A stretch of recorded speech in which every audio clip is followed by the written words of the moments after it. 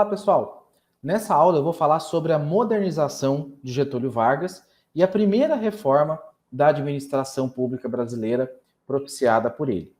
Então, a gente teve algumas transformações que o Brasil passou a contemplar depois de 40 anos de República Velha e que veio da diversificação da economia com o primeiro ciclo de industrialização, urbanização e organização política das camadas urbanas. Tá?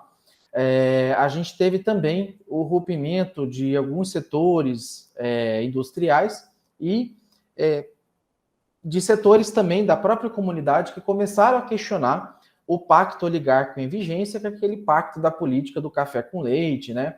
Ora o governo de São Paulo, ora o governo de Minas Gerais. E esse processo de urbanização e industrialização experimentado pelo Brasil a partir de 1930 gerou algumas pressões na sociedade, principalmente na recente burguesia nacional, né, que acabava, entre aspas, né, o conceito de burguês, explorando, né, a produtividade ali do brasileiro, comercializando, comprando um produto barato e vendendo caro. E ainda nessa época, início dos anos 30, a produção era majoritariamente voltada para o campo, né, agrícola, e também estava começando a ter um rearranjo político do Estado que começava a favorecer também o interesse de outros grupos produtivos, né, o grupo do Matarazzo ali, o grupo dos pequenos industriários ali de São Paulo. E qual que era o contexto da época? O Exército passou a ser um ator político importante e influente no cenário nacional.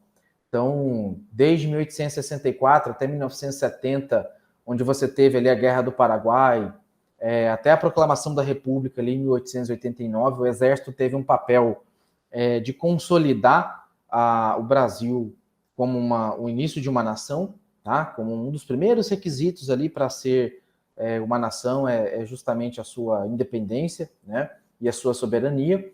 Ao mesmo tempo em que ganhou importância, também se tornou um espaço de revolta, a exemplo do tenentismo e da coluna Prestes, né, que perseguia ideais que buscavam a modernização, né, e os salvacionistas. Houve nesse período de 1930, né, um pouquinho antes, em 29, a quebra da Bolsa de Nova York, que, por sua vez, fez com que o Brasil deixasse de exportar café e o governo acabava comprando e queimando para atender os interesses, né, do produtor, né, e fazer com que esse produtor não quebrasse e não gerasse um ciclo de quebra sucessivo. Tá? E a sociedade, nesse período, ficava descontente, porque ela estava vendo que o dinheiro público estava sendo utilizado para manter uma classe produtora, né, uma classe relativamente oligárquica, e que isso não era benéfico para ela. Tá? A proteção que o governo dava aos interesses desses produtores de café, né, principalmente por conta do câmbio, dessa compra de um produto ainda que ele fosse ser vendido abaixo do custo, a forma de se constituir estoques reguladores, fazia parte desse pacto oligárquico. Tá? Com a dificuldade de importação de produtos industrializados, a produção industrial nacional acabou desenvolvendo diversas iniciativas para substituir esses bens importados. E essas iniciativas iam de encontro com uma corrente de pensamento keynesiana, né, no caso, acerca do desenvolvimento econômico, que acabou ficando muito influente nesse período, preconizando uma política de crescimento baseada na industrialização via substituição das importações. Em outras palavras, como a gente não conseguia comprar lá fora, a gente começava a produzir aqui dentro. Tá? Esse modelo de substituição das importações foi um modelo que teve um espelho lá nos Estados Unidos. Esse tipo de modelo ele foi muito influenciado pela política do New Deal, ou o Novo Pacto, que era baseado na intervenção do Estado na economia para recuperar a dinâmica do crescimento. Ou seja, o Estado vai injetar dinheiro, você vai passar a trabalhar para o Estado, né? Você, desempregado, vai passar a trabalhar para o Estado, e o Estado vai fazer melhorias, infraestrutura, vai botar o dinheiro para girar, para circular. e acreditava-se que a política, né, um modelo similar deveria ser implantado em países periféricos, tal como o nosso, né, a fim de promover o crescimento das economias, dar uma aquecida aí na economia, né, porque o mundo estava vivendo o eco da quebra da Bolsa de Nova York. E nesse sentido, nesse caminho, tinha uma crença de que o processo de desenvolvimento tinha que passar pela intervenção do Estado na economia e na vida social das pessoas. Por isso que você vê alguns grupos socialistas, comunistas, defendendo, né, o Estado maior, defendendo o Estado regulador, defendendo a estatização, inclusive, de empresa privada, que na teoria é muito bonito, mas na prática não funciona. Tá? Vargas, então, passou 15 anos na presidência durante o primeiro período que ele teve à frente do poder, dos quais, desses 15 anos, 4 anos foi como governo interino, 3 anos ele foi de um governo após promulgar ali a Constituição, tá? Em 34, e 8 anos de uma ditadura que ele impôs, que ficou conhecida como Estado Novo. Uma vez que ele não conseguiu cumprir o que ele tinha colocado na Constituição, ele foi lá e falou, não, já que constitucionalmente vocês não querem fazer, eu vou aqui virar um ditador e vou fazer as coisas do meu jeito. Tá? Então, no poder, o Vargas ele procurou promover a incorporação de novos atores sociais, porém ele manteve a política ainda de valorização do café e contemporizou com as oligarquias que haviam aderido ao movimento revolucionário. Então ele tinha ainda um apoio de algumas pessoas, né, ainda que fosse um governo um pouco mais autoritário. Tá? E o modelo do Vargas começava a inaugurar uma nova era da administração pública brasileira, baseada em 3 motivos. Então, a gente pode afirmar que o governo Vargas foi o primeiro governo a implantar, na verdade, implantar não, começar a mudar o modelo patrimonialista para o modelo burocrático. Tá? E ele fez isso baseado em 3 motivos. O primeiro era que a ideia de desenvolver um novo tipo de Estado que atuasse na industrialização para substituir essas importações. Né? Então, o Estado ia fazer o papel, ia preencher as lacunas que estavam abertas na sociedade. Ele criou uma estrutura institucional, pública, profissional, universal, ou seja, acesso para qualquer pessoa que podia ocupar os cargos, e meritocrata. Então ele começava a colocar regras, valores, méritos para serem alcançados, requisitos para serem atendidos para a ocupação de determinados cargos, a fim de tornar a gestão mais profissional. E criou a primeira estrutura burocrática baseada no modelo weberiano, que sai do modelo tradicional e passa para o modelo racional legal. Para produzir políticas públicas em larga escala, ele criou o DASP, o Departamento Administrativo de Serviço Público. Tá? E esse modelo que o Weber propôs, ele tinha essas características do mérito, tá? Ou seja, de ter critério, de fazer jus, né, àquela ocupação, da centralização, então é um modelo mais fechado, mais hierarquizado, e que a tomada de decisão não tinha que sair da cabeça de várias pessoas, mais de uma só, tá? Ou de um grupo. Fazia uma separação clara entre o que era público e o que era privado. Tinha uma forte hierarquia e impessoalidade na tomada de decisão. Uma vez que você tinha que observar o mérito, você não observava se era parente, se era amigo, se era conhecido. Cumpriu, tem, não cumpriu, não tem, tá? As normas, as regras eram válidas para todo mundo, eram universais, então não fazia distinção de rico, pobre, não fazia distinção por cor ou religião, e a atuação era especializada, ou seja, as pessoas detinham conhecimento e atuavam naquilo que elas sabiam fazer de melhor, e era fundamentada, tinha base para isso. Tá? Aqui tem um quadro que apresenta a cronologia dos principais regulamentos da reforma burocrática. Então, em 1930, ele instituiu a Comissão Permanente de Padronização, que buscava padronizar processos de aquisição, processos de compra. Tá? Depois, criando as padronizações, ele focou na primeira, que foi de compra, onde ele centralizava os processos de compra. A tomada de decisão era centralizada por assunto, por demanda. Tá? Em 34, ele promulgou a nova Constituição, deu um soluço aqui, desculpa, que tinha como princípio a adoção do mérito, tá? Em 35, ele criou uma comissão de reforma econômico-financeira, tá?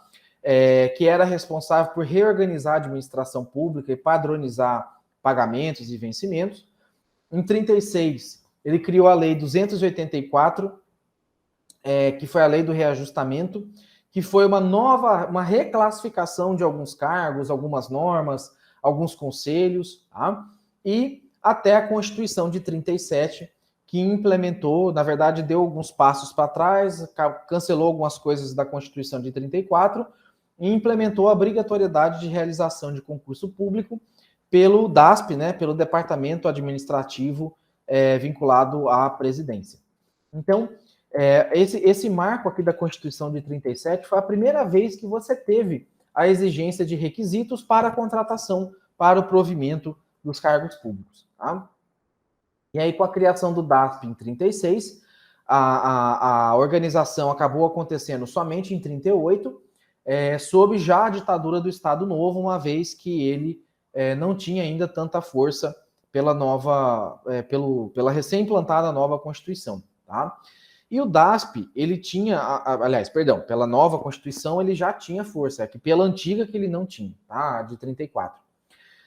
O DASP, ele tinha a missão de definir e executar as políticas para os servidores públicos, como admissão mediante concurso, né, e outros processos de gestão de pessoas.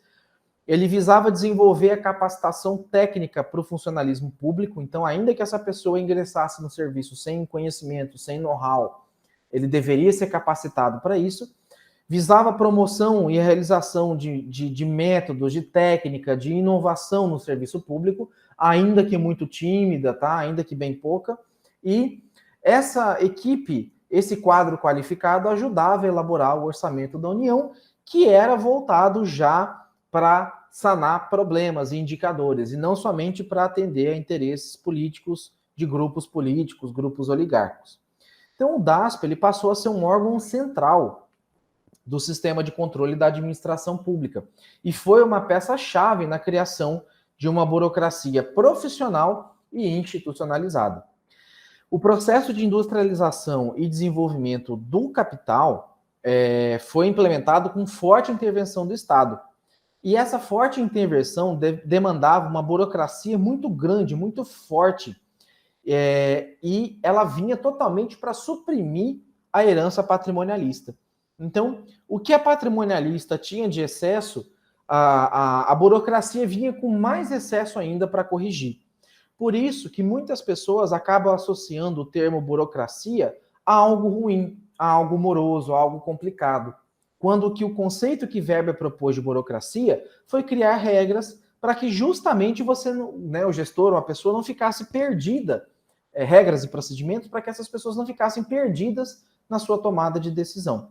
Então, a ideia da burocracia é facilitar o processo. Porém, o excesso dela, como tudo na vida em excesso faz mal, né? O excesso dela é conhecido como formalismo, e o formalismo, esse sim, não é bom, tá? Então, por ser um regime autoritário, a implementação ocorreu com base na coerção, ou seja, na força, no ferro e fogo. O DESP tocava a reforma burocrática pública e também sustentava o poder ditatorial. Ou seja, ou faz, ou faz, ou faz. Se não fizer, vai ser punido. Então, chegou-se a criar até um negócio chamado DASPinho, né? Que eram pequenos setores, pequenos departamentos, né? Para controlar a política e administração nos estados, principalmente aqueles que estavam sob intervenção. Tá? Aqueles que não seguiam a cartilha passavam por intervenção e virava ali uma fiscalização danada. E Vargas também criou agências estatais descentralizadas vinculadas ao Poder Executivo Federal, que posteriormente, atualmente, é conhecida como administração indireta. Tá? Então, para que surgiu a administração indireta?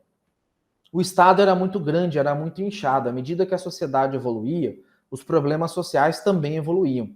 E houve a necessidade de criar, na verdade, de separar do poder central, mas ainda manter como público alguns órgãos que davam problema e não ajudavam tão diretamente assim a gestão do poder central, tá? Então, ele começou com algumas autarquias, né? Essa de modelo de administração indireta começou com algumas autarquias, depois outros formatos surgiram, como as empresas públicas, as sociedades de economia mista e também as fundações. Então, a reforma administrativa do Estado Novo, ela foi o primeiro esforço sistemático para superar o patrimonialismo. Por isso, né, uma das razões que justificaram, né, que na verdade justificaram não, que explicam, mas não justificam, a coerção, a força, o modelo meio ditatorial que Vargas teve que emplacar. Tá? Foi uma ação bem, como é que eu posso, assim, ambiciosa, que buscava introduzir no modelo administrativo do país a questão dos traços que a burocracia defende, que é a centralização na tomada de decisão, a impessoalidade, a hierarquia, comando, obediência, sistema de mérito, separação do público com o privado, que é totalmente as características opostas ao modelo patrimonialista. Tá? Ela visava o modelo mais racional e mais eficiente. Só que, como todas as teorias, há algumas ressalvas nesse processo, porque o processo modernizador não alterou o status quo existente, uma vez que uma boa parte, uma grande parcela do Estado, principalmente a administração indireta, continuava voltada à patronagem, ao modelo patrimonialista. Então, embora o Vargas, o governo dele, tivesse o diagnóstico correto de que a industrialização e a modernização que era induzida pelo Estado precisava de uma administração pública mais qualificada para lidar com esses problemas de maneira racional, havia uma parcela da administração pública que ainda era utilizada como um instrumento político de sustentação do regime ditatorial. Tá?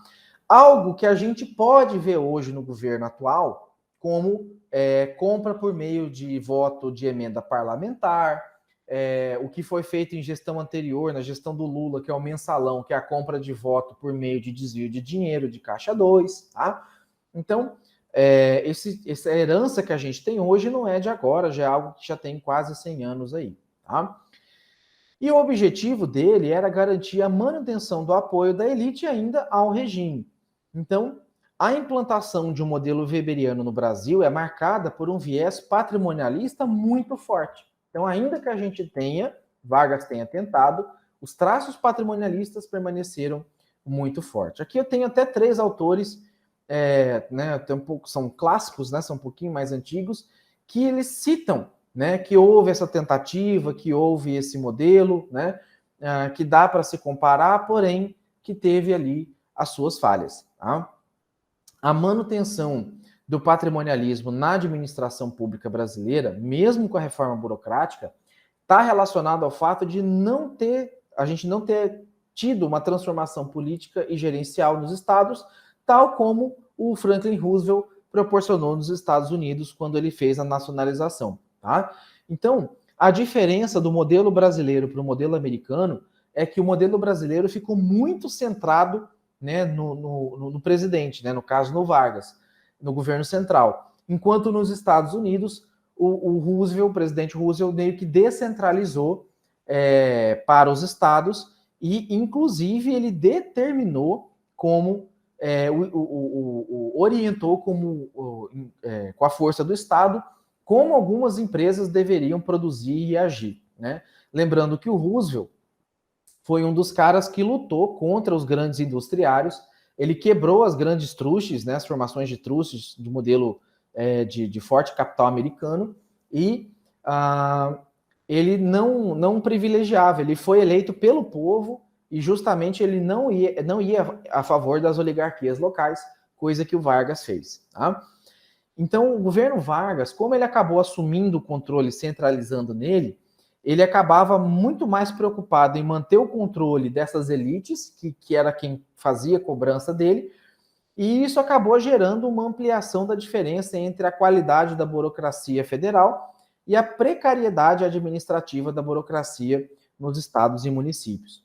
Então, apesar de ter sido bem sucedido em muitos objetivos, o insulamento, que é chamado, né, ou isolamento parcial do DASP, impediu a expansão da lógica da meritocracia e universalização para toda a administração pública. Esse aspecto de insulamento, que a gente vai falar dele mais para frente também, acabou consagrando uma espécie de administração paralela no país, visto que parte da administração pública funcionava de forma meritocrática e profissional, como deveria ser, longe, né, do clientelismo e da troca de favores políticos, enquanto a outra parte, grande parte da administração indireta, funcionava de forma patrimonialista com a participação de diferentes grupos de apoio ao Vargas. E assim, a modernização da administração pública nossa ocorreu por um tipo de administração paralela, direta e indireta, né, em que parte da administração moderna, centralizada e direta funcionava e a outra parte paralela, indireta, era fortemente patrimonialista e não avançava, continuava virando um peso. Tá? Então aqui eu concluo esse assunto e convido vocês para assistir a próxima aula, que vai falar sobre o breve período democrático nosso. Um abraço, até lá. Tchau, tchau.